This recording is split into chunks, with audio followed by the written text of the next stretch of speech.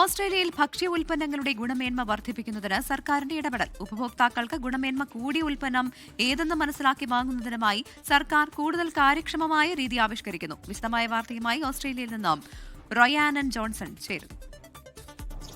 ഓസ്ട്രേലിയയിൽ എല്ലാ ഭക്ഷ്യ ഉൽപ്പന്നങ്ങളിലും നിർബന്ധിത ഹെൽത്ത് സ്റ്റാർ റേറ്റിംഗ് കൊണ്ടുവരാനുള്ള നീക്കവുമായി ഫെഡറൽ സർക്കാർ മുന്നോട്ട്.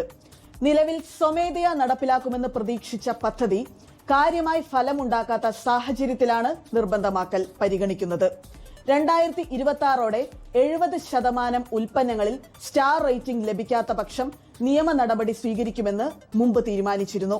0.5 മുതൽ 5 വരെ ഹെൽത്ത് സ്റ്റാർ റേറ്റിംഗ് ഭക്ഷ്യ ഉൽപ്പന്നങ്ങളുടെ പോഷക ഗുണനിലവാരം ലളിതമായി വ്യക്തമാക്കുന്ന ഒരു മുന്നറിയിപ്പ് ലേബൽ സംവിധാനമാണ്.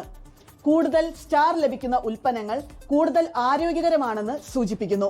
പഞ്ചസാര, ഉപ്പ്, കൊഴുപ്പ് എന്നിവയുടെ അളവും പോഷക ഘടകങ്ങളും പരിഗണിച്ചാണ് ഈ റേറ്റിംഗ് നിശ്ചയിക്കുന്നത്.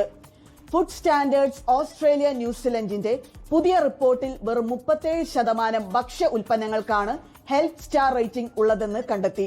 2019 ഇത് 41%. അസിസ്റ്റന്റ് ഹെൽത്ത് മന്ത്രി റബേക്ക വൈറ്റ് ഉപഭോക്താക്കൾക്ക് ആരോഗ്യകരമായ തിരഞ്ഞെടുപ്പ് എളുപ്പമാക്കാൻ വേണ്ടിയാണ് ഇതെന്നറിയിച്ചു. സൂപ്പർ മാർക്കറ്റുകളിൽ ഉൽപ്പന്നങ്ങൾ വേഗത്തിൽ താരതമ്യം ചെയ്യാൻ ഇത് സഹായകരമാകുമെന്ന് അവർ വ്യക്തമാക്കി. ആരോഗ്യ സംഘടനകളും പ്രധാന സൂപ്പർ മാർക്കറ്റ് ശൃംഖലകളും ഈ നീക്കത്തെ പിന്തുണയ്ക്കുന്നു. ഉപഭോക്താക്കൾക്ക് വ്യക്തമായ വിവരങ്ങൾ നൽകി ആരോഗ്യകരമായ ഭക്ഷണശീലങ്ങൾ പ്രോത്സാഹിപ്പിക്കുകയാണ് ലക്ഷ്യം.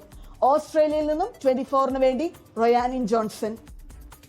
ലോകത്തെവിടെയായാലും ഏത് സമയത്തും 24 വാർത്തകളും ഓഗ്മെന്റഡ് റിയാലിറ്റി പാക്കേജുകളും എക്സ്പ്ലെയിനറുകളും വിശദമായി കാണാൻ ഞങ്ങളുടെ യൂട്യൂബ് ചാനൽ നിങ്ങൾക്ക് സബ്സ്ക്രൈബ് ചെയ്യാം.